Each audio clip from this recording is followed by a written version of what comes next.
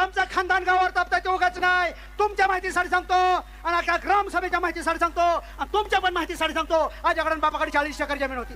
गावचा नद पुरा करण्यासाठी त्यांनी 35 एकर केली. त्यांची ही पण अवलाद आहे. राहिलेली 5 एकर फुकेन नद पुरा करेन. कुणी लढा? रामभाऊ म्हणतात. रामभाऊ एक नंबर माणूस आहे गावात. ऐकासाठी रिंकुणाच्यात आणि तुम्ही त्यांना मागे बसवलं. मुद्दाम राजकारण करतोय रामभाऊच्या विरोधात गाव.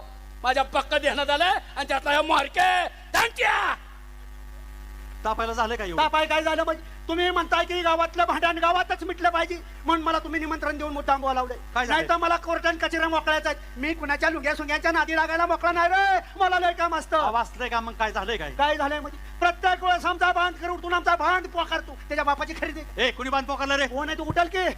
हो रामभाऊ, विनाकारण तुम्ही तापू नका बर का. अध्यक्ष, आमच्या ड्रायव्हर कडून चुकून झालंय. चुकून झाले. आणि चुकून झालं माझ्या तुझा काय ड्रायव्हर 10 रुपयाचा काय? एक नंबर माणूस आहे गावात. तर रामभाऊच्या जर नादी लागलं ना काय हे चांगलं नाही. बसा. अध्यक्ष, आमच्या ड्रायव्हर कडून चुकून झालंय आणि त्यांच्या बांधाला भर लावून द्यायला पण तयार आहे. ते म्हणतात ड्रायव्हर कडून चुकून झाले, बांधाला भर लावून द्यायला तयार आहेत. मी एखाद्याचा लात पण देत नाही. एखाद्याच्या पाया पण पडत नाही. देऊ का लात मागू का माफी? चुकून झाले सांगितलं. चुकून झालंय म्हणजे मी जाणून भोजन करीन. नाही तर तुम्हाला तर मास्त्याचा खानदानाचा इतिहास. माझ्याकडे बापाकडे 40 एकर जमीन. सुभाषराव मला तर काही घडू शकतो.